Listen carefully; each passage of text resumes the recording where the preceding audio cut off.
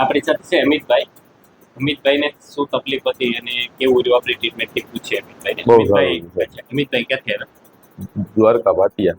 દ્વારકાથી આવ્યા, બરાબર. અને અમિતભાઈ શું તકલીફ હતી કહેશો? એસિડિટી હતી, ગેસ અહીંયા છાતીમાં દુખે રાખતું હતું, નીંદર ઉડી જતી હતી, ગાડીમાં બેસવું એટલે તકલીફ થાય, મૂંઝારો મૂંઝારો થાય, વળે, બરાબર થાય, ગભરામણ થઈ suffocation જાય. જેવું હા, થાય. ગમે ત્યાં જાવ ને એટલે એ થતું હતું મને. ભીડમાં રહી ન હા. શકો, પછી આમ ટૂંકમાં બંધ રૂમમાં રહેવાનું પ્રોબ્લેમ, હા, એ થતું હતું. ટ્રાવેલિંગમાં પ્રોબ્લેમ આવતો, બરાબર. અને આ તકલીફ કેટલા ટાઈમથી થતી અમિતભાઈ? હવે 1.5 વર્ષ થયું. 1.5 વર્ષથી આવી તકલીફ થતી હતી, બરાબર.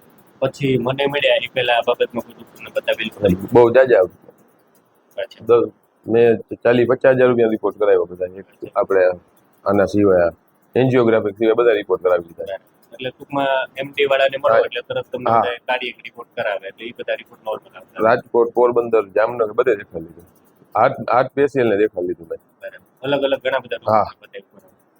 અને મોટે ભાગે ટૂંકમાં સફોકેશનની તકલીફ હા. થતી હતી, મૂંઝારો થતો મૂંઝારો અને હતો, આમ દુખે રાખે. એમાં રાત પડે ને વધારે મને તો એમ થાય કે નીંદર ના આવે મને. એમ થાય કે દુખે રાખે. કાંઈ એમ નીંદરમાં એક ઓલું થાય કે ધબકારા વધી જાય એમ થતું.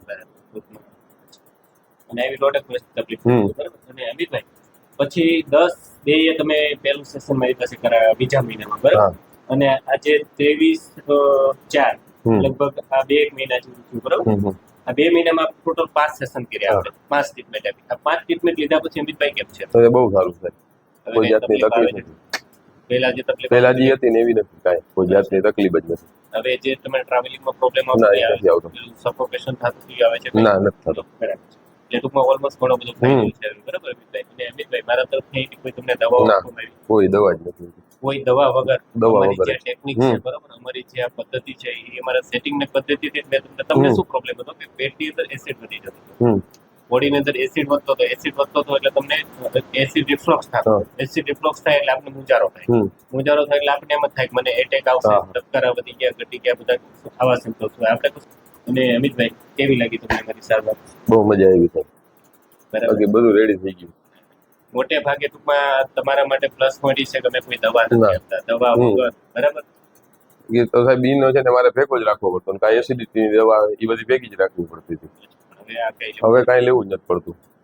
બાકી હું ક્યાંય આમ નીકળવાની મરજી નથી. કંઈક ને કંઈક તકલીફ એમ થાય કે થશે તમને ઈ જ થઈ રાખતું હતું મને.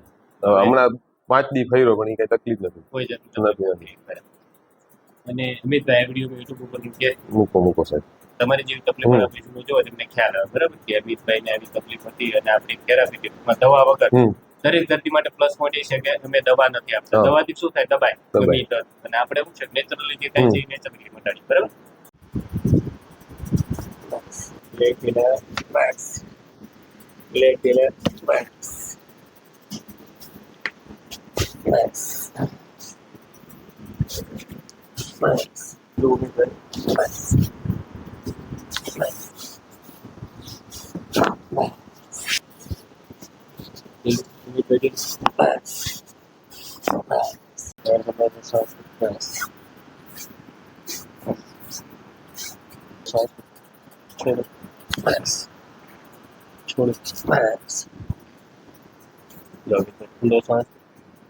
छोड़ो बली